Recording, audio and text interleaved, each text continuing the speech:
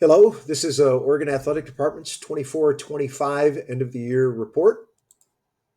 We'll start by taking a look at participation trends across our three seasons that we have. First, taking a look at fall, you can see that this year we were pretty much at or above our historical averages in all of our fall offerings. Football has enjoyed a little bit of a renaissance, especially since COVID, um, especially compared to where we were 5 to 10 years ago. Uh, Cross country, we're at 17 this year, but a little bit of a struggle in attracting male athletes to the sport. And basically, the main reason for that is that male athletes have three other fall sports to choose from in football, soccer, and golf. So that 17 you see for cross country is a lot of female participation more so than male. In the wintertime, again, most of our activities this year were near or above historical averages. The wrestling program, obviously, a lot of positive momentum there. If you take a look at that 42 kids out for wrestling, you compare that to where we were back in 2017 and 18 with 16 and 21, basically doubled participation in that program. And then for spring sports, again, very consistent with historical averages.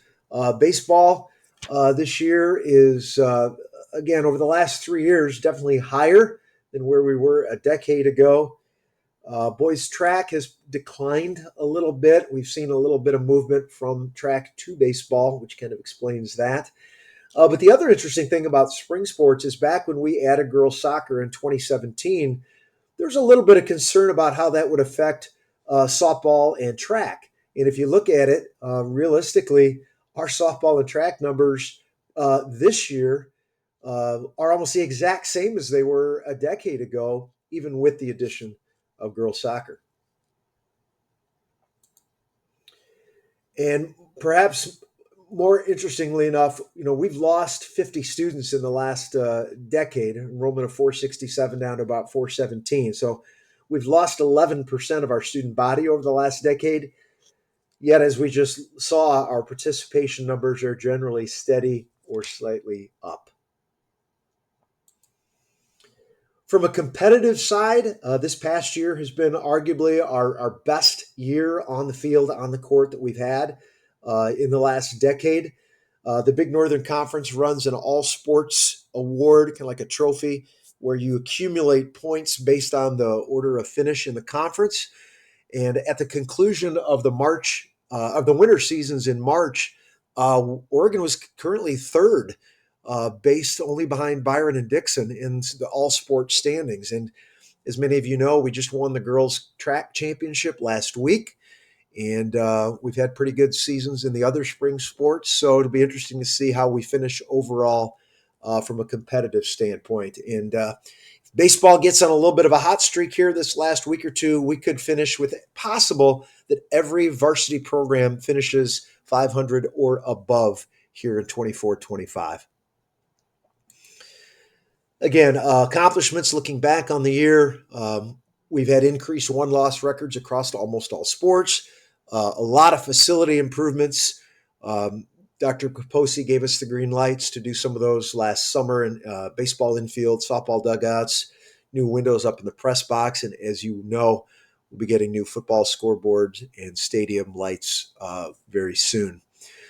Some other things we've done, I've implemented a mandatory team reach use as a primary form of parent-family communication between coaches. We've used it in the past, but this year we basically made it that all programs will use that. That's made things more consistent.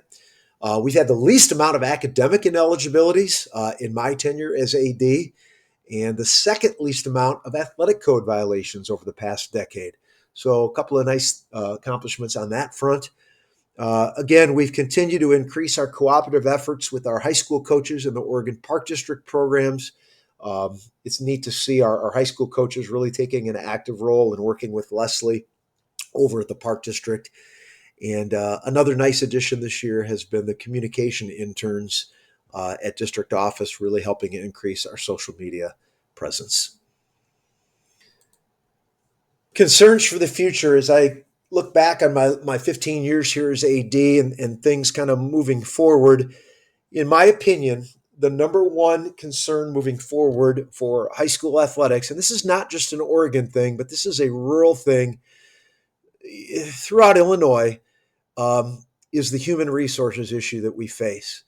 The fact of the matter is, we are seeing less coaches available, part of that to the teacher shortage. The coaches that we are having to hire in some cases are just less qualified. They're either parents or people with no experience, but in some cases, the only candidate to apply for the job. We are seeing less officials. We've actually had to cancel some games this year due to lack of umpires or referees. The bus driver shortage is a concern. Um, Fortunately, I've been able to personally help out in that, but as the district moves forward, that could have an effect on our ability to play games after school. People don't think about it, but obviously the facilities need to be clean and kept up and ready to go, or cleaned up after contests. And with the custodial shortage that we've had, that's an issue. We're finding it harder and harder to get people to help at games, scoreboard operators, ticket takers, clock operators. We have the shot clock coming to high school basketball in Illinois in a year or two.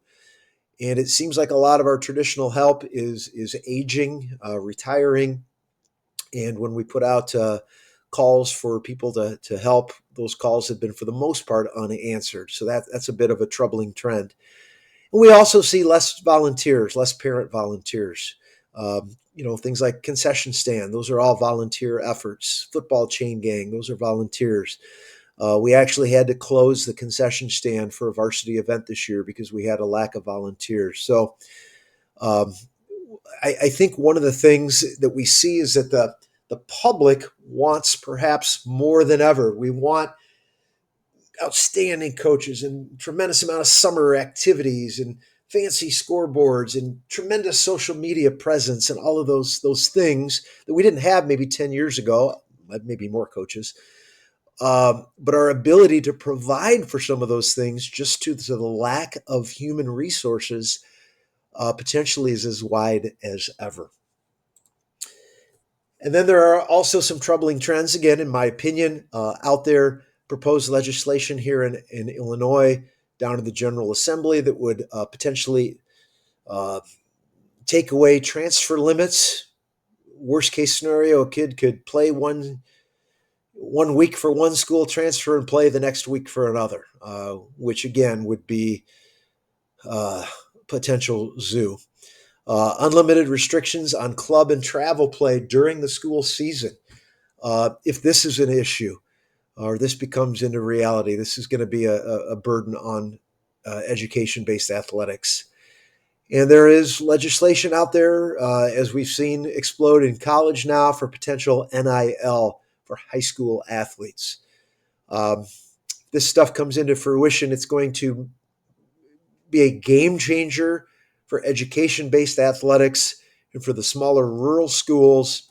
My fear would be that the system we've had in place for the last basically 115 years, going back to the late teens, early 1920s, would be at a crossroads, especially rural areas.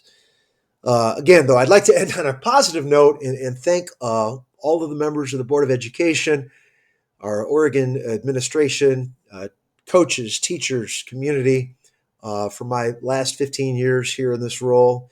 It has been my dream job, and I've loved serving the community here at Oregon. And I look forward to being around potentially in a different capacity, maybe trying to help fill that IHSA official shortage in the future. Thank you again.